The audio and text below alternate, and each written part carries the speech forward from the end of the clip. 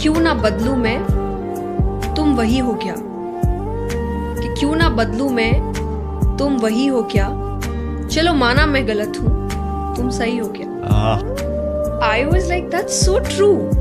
आप जब शुरुआती रिश्ते में आते हैं, आप इतनी बड़ी बड़ी बातें करते हैं, आप इतना अच्छा बन के दिखाते हैं, और एंड ऑफ द डे जब रिश्ता पक्का हो जाता है तो आप सब छोड़ देते हैं, और फिर उसका ब्लेम आप सामने वाले पे ही लगाते हैं कि अब भी ये सब चीज की जरूरत है क्या।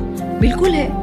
कोई भी रिश्ता खत्म नहीं होगा अगर आप उसको वैसे ही रखोगे जैसे आप शुरुआत में थे। ये सच्ची बात है।